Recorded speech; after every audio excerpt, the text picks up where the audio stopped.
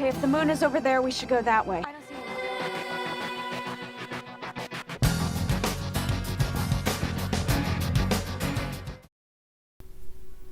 Hello, and welcome to a different sort of bonus video. I thought I'd keep it a bit more relaxed, bring us to this nice location. Phoebe was talking about the moon, so I thought, hey, what if I find a nice little image with the moon, some nice music. We can talk about episodes 5 to 12. It's me, your old pal from the future. As I've been editing these 8 episodes, I noticed a couple of things. Nothing too amazing, but I thought I'd share them with you, and also talk about the episodes themselves. Little things that I forgot to mention or just didn't mention the first time around. Don't worry, sometimes when people put out a bonus video, they don't put out a reaction video that week. The 13th episode, have no fear, that episode's coming this week. Probably later in the week, maybe at the weekend. My schedule is it's crazy at the moment. If you're watching along with me for the first time, I don't know if anybody would be, but maybe skip this video. Now, I'm not going to be spoiling anything huge for the future, but there'll be some light spoilers. For instance, here's an example of something. Somebody who was playing a character in one of these episodes, 5 to 12, appears as a different character in the future. And I'll just mention that a little bit. And there's also little things, little spoilery things like that maybe you don't want to know. So if you haven't seen the show and you're watching along with me, then just skip this one and you can come back later, I think 99.9% of people who are watching this have already seen the entire show, so I'm only on season 6 at the moment in my time. So yeah, let's bring the episodes up and let's talk about them. Before we start, let's have a guess, shall we, at which episode of the first 12 did not survive the copyright trials and tribulations. Yes, of course it was Dead Man Dating. Of course it was that one. One of the better episodes from the early first season. Some great performances from Holly and John Cho. And Phoebe had a really fun storyline as well, where she's, using her psychic abilities, putting it to good use. Just a really all-round great episode that gets people into the show. So of course it was blocked. At some point I will re-upload that, so you might see a re-upload and you'll be like, what do you mean? You've already put that one up. You already put that one up. What are you doing? But yeah, it was kind of frustrating to me because they blocked it like weeks later. So I gotta keep my eye open for these things,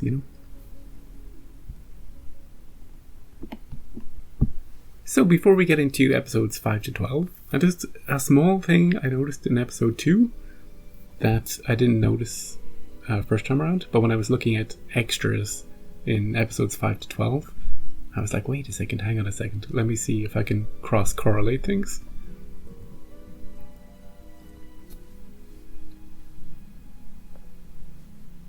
At the very, very beginning of the second episode, there's 2 people being welcomed into Quake. Quake is such a hoppin' hip place that there's queues outside the door. Here's these two in particular. You see them walking in, and then we flip to the interior, and there they are. That's kind of cool. Because those 2 sets, the outside and the inside, are, I would say, clearly nowhere near each other. So they actually hire these 2 extras who are like, you know what? You're going to be in this exterior shot, but also we're going to have you walking in to the actual where we're filming. So that's kind of cool. You get to bump into Phoebe. But I only noticed those 2 because when I was looking at exterior shots of Quake in the later episodes, they are actually queuing up in a later episode. They love this place. This is the best place. This is like, forget nightclubs, forget disco dancing, forget the cinema or anything like that. They come to Quake all the time, every night. They're just standing in line. They're in at least 2 other episodes standing outside Quake at night. Which is, hey, look, it's kind of funny, you know, because unlike, say, the Bucklands extras or the daytime Quake extras, these 2 actually made it into the show. You know, they actually got to interact with the cast and they actually got to do something. It's a nice little touch, a consistent touch from the outside to the inside that I appreciated it. And there's a lot of consistency in that sort of extras movement throughout the episodes that I was looking at. Let's start from... Let's hop around a bit. Let's talk about episode 12, the one I most recently edited, the Wendigo. First thing to say about this episode, I bet Holly had so much fun saying those things to Phoebe and Prue, you know, just letting things off her chest. The way she kind of barked at them, that must be kind of fun to play. Yeah, you're so very smart. Secondly, I love Phoebe's line about the moon being in a particular direction, so we should go in a particular direction. It's like, Phoebe. In the moment, I was like, wait, what are you talking about? The direction of the moon? But hey, look, with things like rainbows, that sort of makes sense. A rainbow will always be exactly opposite to where the sun is in the sky. So if the sun is over in this direction, the rainbow will be over in that direction. From your perspective, your shadow will always point towards the rainbow. That's a handy little tip from your Irish friends. We haven't had any reason to mention that yet in Charmed, but that's a little handy little tip from someone who knows about rainbows and their locations. But with the moon and the Wendigo, I have no idea what Phoebe's talking about. I haven't the first clue. Maybe a Wendigo is always at the opposite end of the park to where the moon is. I don't know. Maybe it's a rule. Maybe it's in the Book of Shadows. I should just do my research, I guess. Anyway, that's a funny moment. But 3, some people don't remember this, except for the ones who just watched the episode. That the Wendigo episode, which you might just remember for Piper, was also the episode where Phoebe went to work with Prue, and she found that bracelet, and oh my god, that bracelet storyline is the most convolutedly complicated story, off-screen story that the show has done so far, and I'd say that one of the most convoluted and crazy stories that they've done overall, maybe. I could barely keep up with it. In real time, I was just sort of going with the flow when Phoebe's like, this is the story of the bracelet, okay? Phoebe touches the bracelet. She sees a vision of a car crashing, presumably somebody dying. It turns out that bracelet belonged to a girl, right? It also turns out that the car belonged to a private investigator who was hired by the girl's mother to find the girl because the girl was kidnapped by her father. And the bracelet is proof that the private investigator found the girl, and then because he died in the car crash, he wasn't able to give the proof to the mother that he had found the daughter. Now, what? So Phoebe not only tracks down the car in her vision, the investigator, talks to the investigator's assistant, but pieces together the case from back then, pieces together where the daughter is. I don't know how she does that. She finds the daughter, and then the only thing we actually see is her bringing the daughter to the mother. But oh my god, I thought I was kind of stupid. I thought I was stupid when I was watching it the first time. I was like, I'll just pretend I know exactly what Phoebe's talking about with this, with the initials on the bracelet and who that is and what we're doing with that case, and then happy reunion. But even in editing, even a year later, watching it back and watching the scenes, I was like, what is this story? It's crazy. it's just crazy trying to keep up with it. It's like one of those, when you're watching like one of those crime shows where they have a case of the week, and it's one of those episodes where at the end of it they go over how they caught the killer, and they're talking about shell companies, and we trace the paperwork back to this place, and they start naming people that you're like, I don't know who that is, and you're kind of lost, but you'll go with it. You'll go, oh, that's clever. It was a bit like that for me, but yeah. But I just wanted to say it now that I've watched it the second time. That's hard to keep up with that one, and mostly because it was off screen, because she didn't have a vision of the girl. She had a vision of a car crashing. That's so far removed from the resolution of it. That's kind of funny.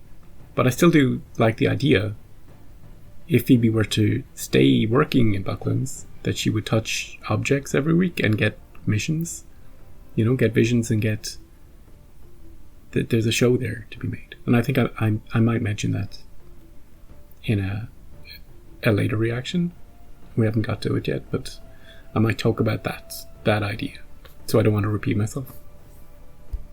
Anyway, that's the Wendigo. That FBI lady, but did she even work for the FBI?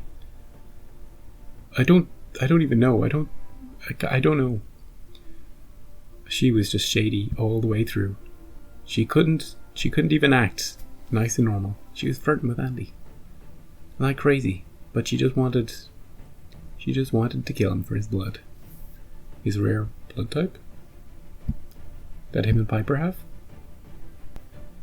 Now let's go back to episode 5, shall we? Dream Sorcerer. The first thing I'll say about this episode is that the dream sequences and the music choice they made to use the that song from Garbage, it's just the perfect ethereal sounding. I don't know if I can include it because of copyright, but I'll try. It's just the perfect song for just this dreamscape, and it really, really adds to the atmosphere, and the atmosphere they made in those dream sequences was really impressive to me, like really impressive. But there is a funny part in that episode. It's after the first girl has died, right? And Andy and Daryl have come to investigate the body, Coroner said it's as if she had fallen off a 20-story building. But we're inside an apartment on the ground floor. That's it. That's because I think I even said it in the reaction. The ground floor. And the thing about that isn't just the thing I'm about to mention. That's, you can probably see it. Can you see it in the picture that I've posted? Actually, let's talk about that first. We can see outside of her ground floor apartment window, the Pyramid Building. And not just the Pyramid Building, we are super high up. We're looking at the 37th floor of the Pyramid Building. Now I know San Francisco is built on hills and everything, but to suggest that this is the ground the fact that he says the line while passing a window and we see we're basically on skyscraper level, it's just so funny to me. The ground floor. But that's not, that's, you could forgive that. Look, I know that outside every one of these little sets, the manor itself, the police station, they just have these images of San Francisco, these giant pictures, and they put them around the set. So, you know, it's funny, but you can understand it. Plus, back in the 90s, on TVs, maybe you can't really make out. You kind of have a vague idea that it's outside. But no, it's not just this. It's that the establishing shot of this scene, the establishing shot of the scene pans up to her apartment, and the establishing shot to her apartment before she dies goes up to the top of that building. It's like it deliberately pans up to it. So she's she's on the second floor or the third floor, but his line about them being her being on the ground floor, it's great in a script. The scriptwriter had no idea what the production was going to do. He's like, wow, they found this girl, looks like she's dropped from a height, but she lives on the bottom floor. So how could that happen? And then production are just like, where will we put her? I don't know. We'll put her in this apartment. She's up there at the top of the apartment. And we'll put the pyramid building outside it. Yeah. But you know what? You can't say I don't do my due diligence when it comes to these sort of videos. I looked at this building, this establishing shot building, and I was like, I wonder, where is this building? What is this building? Can I find what this building is? And I was like, you know what? It looks like it's on a kind of a steep hill. It looks like it might be in San Francisco. So I set out trying to find it. And I found it. It is in San Francisco. It's called the San Francisco Suites. And can you see the pyramid building from this angle? No, you can't. Although we are pretty close to the pyramid building. Although, kind of, you can see the pyramid building from most places. If in San Francisco, if you go up high enough, if you were on the rooftops of this place and you looked in a certain direction, maybe you'd see it. But I'm glad I was able to. You don't want to know how I found it. I took a screenshot of it, and then I did a reverse image search on Google, and then Google was like, hey, this building looks like this building. And I'm like, it is that building. Thank you, Google. Then I did some more research on what it was. Funnily enough, this building is also in another episode. It's where one of the Halliwells, remember that episode with Melinda? And where that guy comes through from the past, out of the locket, and he's like, I'm gonna kill all Halliwells. He's going after the Spice Girls, Ginger Halliwell. That's not her name. Jerry Halliwell? Next. Anyway, yeah, one of the Halliwells works here. I think he's a lawyer or something. He works in this building. So it's not just apartments, it's also offices. That's canon. It's canon. But somehow I thought I was gonna get to fly. Anyway, I wanted to talk about... That episode also had a kind of a problematic storyline with Phoebe and Piper casting a spell, and the cat and Kit casting a spell to get men to fall in love. It's like a love spell. Now I'm trying to remember, why did they cast that? Why did they cast that spell? Come on, there must be more to our powers than warlock wasting. I'm ready to have some fun with our magic. Yeah, it was all Phoebe's idea. She was like, let's have some fun. Let's have some fun with our magic. But weirdly, and one of the comments I had on that video from BM Charmed really highlighted how much of a problem their storyline is. Because whilst the Dream Sorcerer is invading, he's like flirting with these women, and then if they reject them, he goes into their dreams and sort of messes with them, and it's all sort of weird and creepy.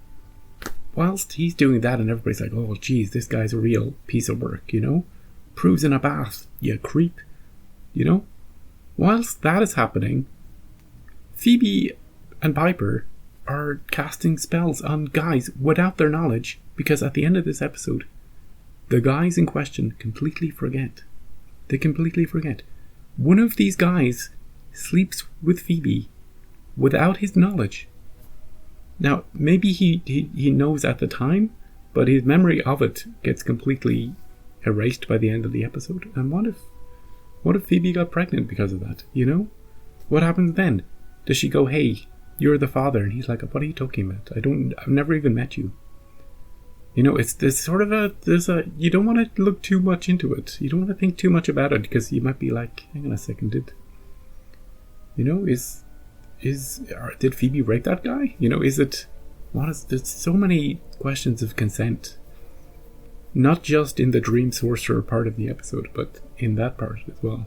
That part which is played for laughs, which is played for jokes, for, oh, look at these guys all flirting with Piper, and it's almost as if it's the guy's fault, you know? Oh, look at these creepy guys all flirting with them because of the spell, you know?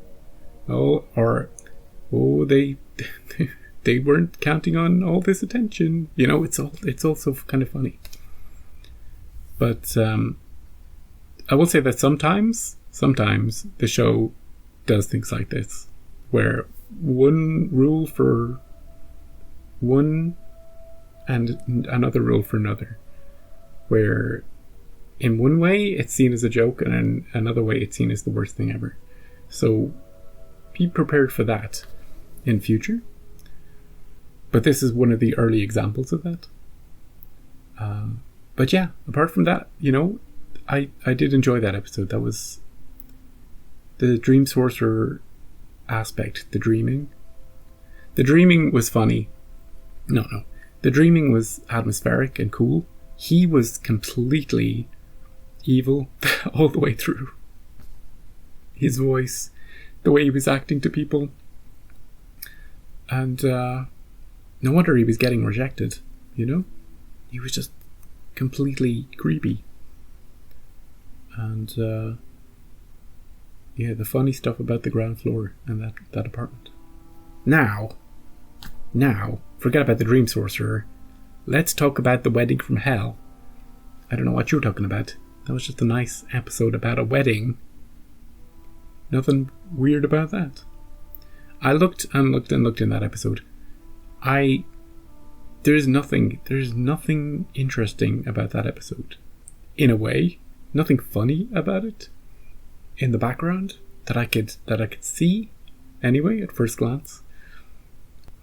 But what I will say is that it had one of the coolest shots in the first 12 episodes. Like, really, really cool to look at. I'll show it to you now. It's just the way it's framed, the beautiful location, the way she's central, and it's the first time we see her. It's a really cool entrance for that character, you know? Whatever about the quality of the episode itself. Oh, that poor pizza guy. He was just bringing pizza. No, wait a second. He was a stripper, right? But still, he didn't deserve to get eaten. And they were just the charmed ones. They were just watching. They didn't even try to save him, right? Is that how I remember that? Holy moly. The three of them, the power of three. They could have power of three that you know? Couldn't they? Anyway, that ending where they were all like sucked into the dagger, that was the most confusing ending of the first 12 episodes. I'm going to say the first 22 episodes, the most confusing ending to a Charmed episode, because it's not really clear what's going on, you know? The guy's holding it, right? And they're just sort of like, ooh. And at some point, one of the girls says to Prue, do something. And Prue's like that. What is she doing? Is she pushing them into the... Is she pushing them into it? What's going on? It was so unclear what was going on. And it just kind of ended. It was just sort of very sudden, you know? Maybe they didn't want somebody to actually stab them, or... But even, I don't know, touching them with it, or showing... I don't know. It wasn't very well shot. I talked about how beautiful the opening shot with her is. But the ending was just all sorts of confusing, and it was just sort of weird and sudden, you know? That episode had a sort of a weird and sudden ending act to it as well, because we end it there at the wedding. We don't go back to the manor. We don't talk about, hey, that was a cool episode, you know? We don't have a prologue like that. There was some funny stuff there in that episode with Phoebe thinking Piper is pregnant. And actually, the funniest part of the episode is Phoebe matter-of-factly telling Piper that she's like some demon and that we need to kill her. I'm afraid I have to kill you. What? That's definitely my favourite part, because Phoebe shows no real emotion over it. She's just laying it out. You know, she's like, I'm sorry, Piper. This has to be done. We gotta get the dagger and we gotta, I don't know, do something, point it, show it to you, and you'll get sucked into it. I don't know. That priest knew what he was doing, right? John McClaning his way through vents, jumping down. He's like, the Catholic Church is here. He didn't last long. Yeah, so that was the wedding, the nice episode about the wedding where nothing weird happened. I said I had nothing to say about it really, and that's me. I just keep yabbering. Episode 7 is the fourth sister. Of course, the funniest thing on a rewatch for this episode is seeing Elise in this episode. Just randomly, Elise appears. And you know what I'm going to say? I'm going to say that it's canon. That aunt and Elise are exactly the same person. They just, like, Elise is her middle name or something? Or what was she, Aunt Jackie? That name is her middle name? You know? I'm going to just say they're the same person. Exactly the same. You can't convince me otherwise. And, you know, I'm not going to say anything more about it. I'm not going to say how long it is between this episode and when she appears again. But, you know, memory's a tricky thing. It's a tricky thing, you know?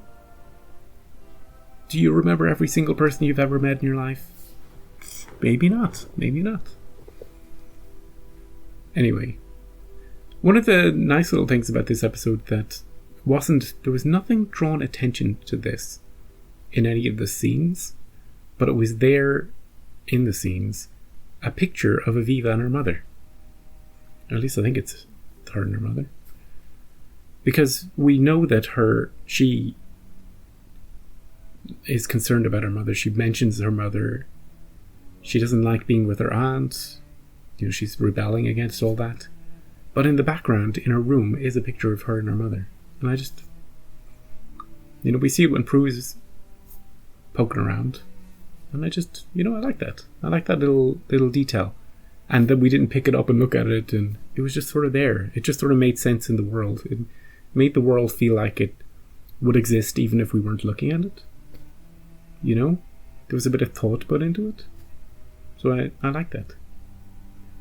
There's also some fun craziness at Quake with extras outside, where in one scene we're inviting somebody in and the next scene they're walking past it, and it's just, you know, these scenes, these extras, there's some crossover between the Quake extras and the Buckland's extras, and they clearly, I don't know, they must have hired them for like a day to a whole bunch of them. It's not just that one that I keep pointing out. There's so many of them that are just repeatedly in those external scenes. So they got them all together, like about 12 of them. And they brought some of them to the Quake location afterwards or before. But they're just like, just walk past it. Walk in it, walk to it, go in a direction, just you work here, do it, go. And just film different scenes of the walking. And those little intro scenes pass so quickly that you don't really notice that they're just the same people over and over again. But It's only because in that very first scene, that very first external shot of Bucklands, in that first episode that we ever go to the building, it's so obvious, that one walking around the pillar, that I'm like, I need to just pay attention to all of these people from now on. You know? I'm kind of fond of these people, you know? I haven't come up with names for them. I kind of want to. But, I didn't. Episode 8 is the episode where Prue casts the spell so that people have to tell the truth, so that she can find out what Andy feels about her being a witch. And conveniently then forgets, after 24 hours. I was surprised at the time, kind of surprised, because about Andy not being okay with it. Because in episode 1, straight away, him and Daryl are talking about, Andy's like, hey, look, I was on an occult shop. That's one of the first things he said to Daryl. He's talking about this woman being witched, about the dagger, about the symbol, about everything, And Daryl's like, yeah. So I thought when he would finally find out about Prue, that he would just be fine with it. He'd be like, or he'd be like, I knew it, or, oh, this is so cool, or, But actually, so it did surprise me when he wasn't okay with it. But when you think about it, and when we saw it play out, one of the things he did ask her was about children, and how, if they would also be magical, and he's asking that because, or you might imagine he's asking that because he's imagining him and Prue being together and having kids, and that the magic and the threat of magic and the chaos that would surround that would also surround their children and their lives, and he has to make a decision whether or not that's something he would be okay with. And it's sort of a mature reaction to it, and isn't just sort of a knee-jerk, oh well, he believes in the occult stuff, so of course he would be okay with it, that sort of simple interpretation. So I do sort of respect him like that. And maybe if he ever finds out in the future, gradually, or at once, or never, maybe he'll have a different reaction, or the same, or... I know the answers to these questions, I know, and I know you know, but I'm just not going to talk about it. I'm just not going to say it. But yeah, I just to say that I was surprised, but it makes sense, It's not crazy. Although I didn't like that he would forget after 24 hours, and I didn't like that there was a timer on it, because I feel like he needed more time to process it, and Prue pushed him for an answer. Now that episode ended, she was really upset, She did a great job with that. The actress, Shanna, did a great job with that. But that was also the episode. And you might think, remember when I was talking about the Wendigo, everybody remembers Piper turns into a Wendigo, but maybe people forget that this is also the episode where Phoebe works for Bucklands and has that weird story. But this truth episode is also the episode where that guy comes back from the future and tries to kill it's sort of convoluted too, the people involved in developing a vaccine against his specific mutation. I like that idea. I like the idea of that. Because it's sort of different. It's not just a demon of the week, it's like a future guy of the week. And not necessarily, he's not a demon, he's just a mutant. And I also like when he dies, he gets sucked back into a time portal. He doesn't go to hell, he doesn't melt like the morphlings. He just gets time cycloned. I love it when they clean up after themselves. Oh. Episode 9 has Melinda in it. And it's a very sweet episode. Them meeting one of their ancestors, and it opens up a whole, as I was saying at the end, hey, can't they just summon her or any of their ancestors at any time that they need them. You know, it sort of opens the show up a bit more to more possibilities. I like the way she just slid into their dynamic, although maybe a bit too easy, you know. She was, but she had a kind of a gentle presence, a loving presence around them. And although she was a bit of a fish out of water too, you know, not knowing how the answering machine, the phones work or anything, they didn't play up that too much. You know, they could have had her freaking out about literally everything, but they toned it down a bit. And the other guy, the guy that came out of the locket, he took to the 21st century like a fish to water. Wait a second, I'm using the same metaphor. Fish out of water, fish to water. He was fine, you know. Hannah, there was the episode we realized that Hannah was kind of funny, and I really liked Hannah after this episode. She was just drooling over him, much to Rex's annoyance. And we have to remember, their names are not Rex and Hannah, but until we learn otherwise, that's how we'll refer to them as. But what I wanted to talk about in this episode is that at the beginning of the episode where he's going after Prue, and he smashes out the window and he's dropping down, that the extras that see him drop down, remember there was that one guy who was on TV later on, like he became an actual talking character, but the extras that are in the scene when he's dropping down, sitting at the tables, specifically sitting at the table that's closest to when he drops down, they are very consistently in the background in the scene afterwards when the cops all come and they're interviewing people. The two people sitting next to the main guy, the main extra guy who isn't really an extra, are giving they're giving testimony to, like, silently in the background while we're having a scene. They're like pointing up, they're talking about what happened, they're giving their little reports. And they're the two people sitting next to the main guy, which I really like. Also, if you look at the extras in that scene, like all of them, like across that whole scene, they must have been given some direction by the director. They're like, okay, extras, you're here, okay? You're here for the day. You're here for the next few hours while we set up cameras and lights and we do some scenes.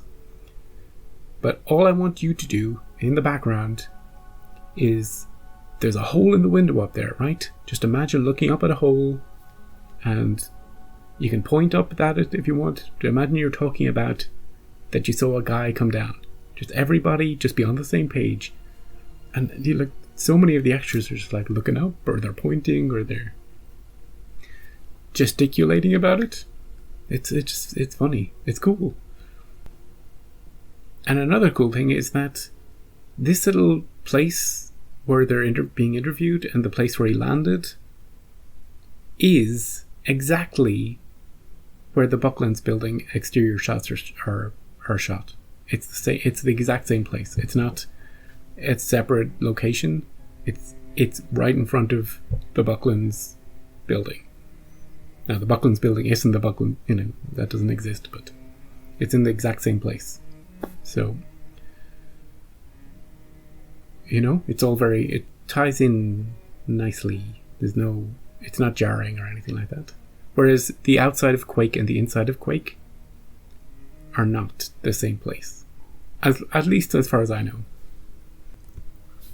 And before we get to episode 10, actually, this is just a general note about me editing the first season. It's a tiny spoiler. I want anybody who's still watching to skip ahead a minute that hasn't seen the show. Okay, could you please just skip a minute? But the one thing I noticed when editing season 1 is, god damn it, holy shit, how young Leo looks in season 1. Like, holy crap. He's a baby faced. He's like, oh, look at him. Oh. I don't notice it with the other three. I think it's because, I don't know, maybe they always look, super young or something, but Leo is just like, holy crap. He's like a teenager. You know, he's probably, I don't know, he's probably 30, but he looks so young in season 1. It's crazy.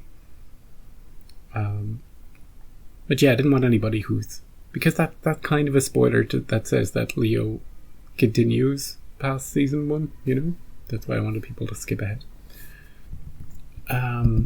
So yeah, episode 10. Episode 10 has one of the best shots in the first 12 episodes. It's one of the funniest things you've ever seen. Oh my god, Prue!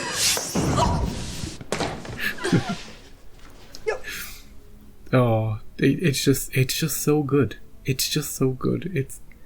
There's some scenes like that in other seasons to come, but that just cracked me up when I was editing. I was like, this is so good. It's so funny. And it's also the episode where Piper's dusting. Do you think they wrote that into the script? You know, where when Prue and Phoebe are on the phone and she's dusting and she's just like dusting them. It's just so good. I love those little bits in this show. I really like the little tender moments between them when they're it's sort of ad-libby, like little touches, little to show that they're sisters. Tiny hugs, little strokes of the hair, that sort of thing. Now I did make a joke in episode 12 that everybody was touching Piper. Frickin' Chinny. I forgot about that guy until I was editing again. He was too much too soon with Piper. I'm just glad he's dead. A year later, I just can't let it go. I cannot let it go. That guy. Anyway, yeah, but I do like it between the sisters. It shows a bond between them and the actresses. And in season 1.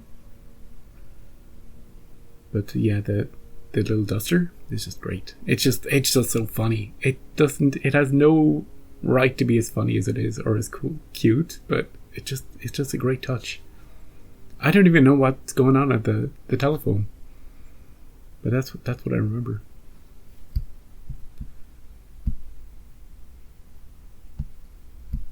Oh, it's also the episode where we find out that Leo has some sort of power. He isn't just some guy coming around to fix their doors and their windows and their anything they happen to break. The clock. Have they broken the clock yet? But yeah, so we see him using his powers. And then we see him using a lot of his powers at the end when he's infusing the book. With crazy amounts of power when you think about it. So, and then he vanishes. He goes back to Michigan or wherever he's from. Takes the Sparkle Express back to Michigan. Or where did I say he was from? Alabama? Sweet home Alabama? But who knows? Who knows? Will we even see him again? That's a good question. And Rex and Hannah Rex got eaten and Hannah got dragged to hell. And finally, episode 11. Now, you might think that episode 11, Feats of Clay, was about this Egyptian curse, this urn, this story about Phoebe's love coming back and how she feels about him and whether they can be a thing and if we can trust him and, you know, all the weird curses that are happening to his friends and did he really buy that object? Did he steal it? And about whether Prue or not should be too involved in the personal decisions that our sisters make. You might think it's an episode all about that, but actually this is an episode about a man cheating on his wife with 3 different women. And I know what you're thinking. You're thinking, what? Who's cheating on their wife with 3 different women? I don't remember that part of the episode. No, don't you? Don't you remember that part of the episode? Because it was plain as day to me when I was watching it. And It all started, you see, when we were looking at a scene. It's just outside of Bucklands, and Phoebe and Clay bump into Clay's friend, and he's like, "Oh, we need to talk later about the thing. You know, after we bought the thing at the market, could we meet later?" I don't think that guy ever meets Clay, because Clay never knows about the curse, I think, until that guy's already dead. But it's just after this scene when Phoebe and Clay are walking away. They're just walking away, and they're passing some people, and all of a sudden I'm like, "Oh, wait a second! Look at this guy! Look at this guy! Isn't he the guy? Isn't he the main extra guy from when the guy flew down in that other episode?" Because he was sitting in the same spot, and he kind of had curly-ish hair. But I look back at that episode because I thought, "Oh wow, it's the same guy. It's him again." But it's not him again. It's a completely different actor. But that was enough. That was enough to draw my attention to this particular actor in this particular scene. He's talking to a nice young lady here, someone who is not his wife. But so that drew my attention to the extras in this episode, and the fact that, you know what, this is not the first time we've seen this guy in this episode. This little scene where he's talking to this woman isn't the first time we've seen him in this episode. If we go back a little to an earlier scene with Phoebe actually. Now I'm thinking he's talking to Phoebe. Anyway, with Phoebe and Clay, and they're walking through this beautiful park. Actually, what I will say about this beautiful park, it's shot in Grand Hope Park in California. I found the place it was shot. And you know the cool little thing about this little place they're walking around? It's just like a minute's walk. It's kind of the same part of the same little area as the Bucklands building. You know, that whole place just has it's a nice little outside. You got Bucklands building, and you got this nice little area outside where you can dine and eat in show, and then there's this whole park area that you can do little walks like Phoebe and Clay are doing. So it's a kind of a cool place, you know. Now the Bucklands building in real life is some residential. It's like a apartment block.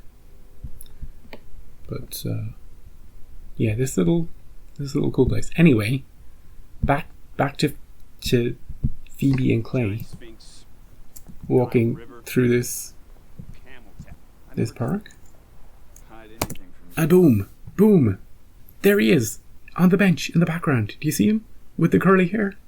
He's talking to somebody else. He's talking to another woman. Have you ever seen a man talk to two different women in the same day? Have you ever seen it? There's only one explanation. Actually, you do see her later on when he's talking to the first woman we saw. She's walking in. She's in the background walking. Maybe canonically she's coming to say hello to him, you know? She's like, "Hey, I was talking to you earlier, wasn't I?" Or she's about to discover that he's cheating on her. Maybe she suspected that this guy, can't trust this guy. So she's been kind of following where he's going. She's about to find him talking to this other woman. Right outside the Bucklands building. Unbelievable. But that's not the last time we see him. Oh no. He appears a third time in the episode. And it's when Phoebe and Piper are walking along the street. And boom, there he is. Look at him. See him in the background? With the curly hair? And for the third time in the episode, although it's hard to make her out, he's talking to a third woman. A third different woman. Neither of which are his wife. How do I know that? Because You know it. You know it. You know this guy. Of course he has a wife. And he's got 3 women that he's either trying to flirt with, or he's got them on the side, or they don't know about each other. We haven't seen any of those 3 women talk to each other. Different times of the day, you know. He's just a player. He's a gigolo. I don't even know what that word means, so I'm kind of regretting saying it. You can't trust this guy. Watch out for him. He might be in future episodes. I don't know. He could be. I'd love that. I'd love bringing back extras. Anyway, the one thing I've noticed whilst making this video in the last 10 minutes, now that I think about it, Phoebe is in every single one of the scenes that guy is in. She's with Clay twice and she's with Piper once. The only common denominator is that she's there. I think this guy's trying to make a play for Phoebe. I think he's trying to make a play for Phoebe. And maybe, you know, he's stalking her. And he's just hanging out with these women as a pretense to stalk her, you know? She can't think I'm stalking her if I'm with these other ladies. Or he's trying to make himself, maybe they're 3 of his friends. And he's like, look, I need to seem popular with ladies. Could you just talk to me while Phoebe's around? And she'll be like, oh, look at this guy, he's so popular, maybe me and him could get together. It's never gonna work, dude. You gotta go up and talk to her. You gotta say hello, you know. Make some conversation. Don't do this weird I'm gonna be seen with these 3 ladies play. That's just a weird play. Who gave you that advice? God damn it, guy. So that's the story of the man cheating on his wife with 3 ladies. Otherwise known as Feats of Clay, the episode with the cursed urn. Oh, speaking of urns, that just reminds me. In the episode 10, where the tiara is stolen and Prue arrives at the office and she's talking to her friend, the guard. Oh, the tiara is stolen. In the background, the employees are being questioned. God damn it, Buckland's employees, what do you actually do? Anyway, one of these ladies who's being questioned is actually carrying an urn. I don't know. They must have just given an urn to an actor and say, look, just hold this while you're giving your testimony to the detective. Because, you know, we work in an auction house. We want to make it look like people are doing auction house related activities. So I don't know what she's doing. She's like, oh, I couldn't have taken the tiara. I was carrying this urn all night. I don't have room to take it, officer. But that is one of my questions, and I will bring it up in reactions in the future. Something that I did wonder, what do the other people who are walking around Bucklands actually do? It fell on Prue, the new employee. Prue is a new employee, don't forget. And it was on her to make sure that auction sold 1.2 million. The next day, or the whole place would shut down. How many people worked there? Hundreds? They'd all lose their jobs if Prue didn't make it work. God damn it, Claire. Who do you think you are? I don't know. Who is she? Can we trust her? I guess we'll find out. Anyway, that was my little bonus video. As I said, nothing too crazy this time around. Nothing too. I thought I'd find some little funny little things, and really it's just an excuse for me to talk about the episodes again. You know, with the fresh eyes. And because the first time I made the bonus video was in real time after the first 4 episodes. I was like, oh, look at these funny things I saw. But I realized I hadn't made one of those since. So it was fun. I was reminded of how fun it could be.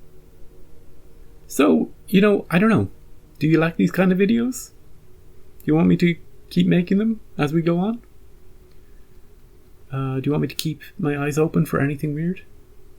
For some reason, I feel like as the seasons go on, there'll be less funny little things in the background to notice, or just things in general, or me as future person will be so close to me as real-time YouTube reaction person that I'll just be repeating myself, there'll be no point. Maybe I'll just wait, and because some episodes don't have really anything, to comment on. So maybe we'll do it sporadically, just for a little episode here and there. But yeah, this was fun. So let me know actually that question. Are these videos a waste of time? Is it fun? I thought I'd bring you to a nice little place though, to enjoy the episode, instead of me just being in your face and showing you little boxes. I thought we'd have a little calm little area to explore things in. So yeah, I will be back next time. And we'll explore episode 13, and maybe at the weekend. And have a great week until then. And if I think of anything I've probably forgotten, I made a couple of notes, but I've probably forgotten to mention. I'll just have a quick look down. I was going to kind of go into all the Bucklands extras. I was going to show all the scenes with all of them in it, but there's so many scenes with them all that if you look yourself, they're just all those same people are just walking in different directions. It's just funny to see them all, and some of them are also outside Quake. And that one lady, she works in both places, or I don't know, she's pretended to work somewhere. The main one. Or she was having an affair with Rex, which is my leading theory. Or maybe she was trying to get away from Mr. Flirty Pants, who was always hanging outside the Bucklands building. Just flirting with every freaking extra he can find. I don't know, maybe.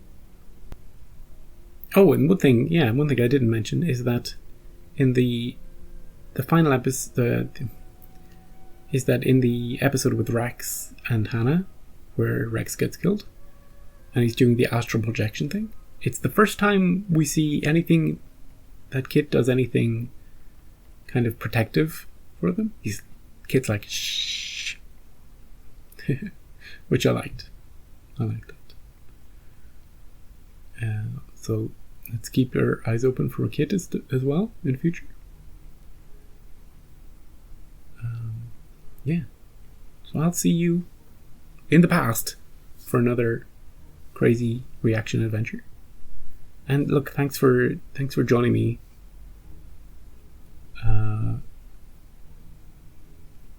I really enjoy editing these episodes. I want to, although this week maybe just one episode, I want 2 to become the standard. But over the next few weeks, it's going to be crazy because I'm going to have to. I binged Cobra Kai, so I want to get all 10 episodes of that up. And there's also The Walking Dead is back in Stargirl Girl, and there's just I have 7 or 8 shows. So I'll put Charmed in when I have the gaps to put them in. Copyright stuff aside, and yeah, we'll just keep going at a good pace, I don't want to fall back into 1 a week, because that just, I'll never finish it if I go back to 1 a week. So yeah, see you later. Have a great time. Oh, and if the moon, which direction is the moon? If the moon is over there, oh geez, you know where the Wendigo is, don't you? You know where the Wendigo, and the pot of gold by the rainbow. Remember that? That's what you should take away from this video. If the sun is in the sky, the rainbow, and your shadow will always point towards the rainbow. It's always at the opposite end of the sky as the sun, the rainbow, from your perspective. That's a certified fact. See you next time.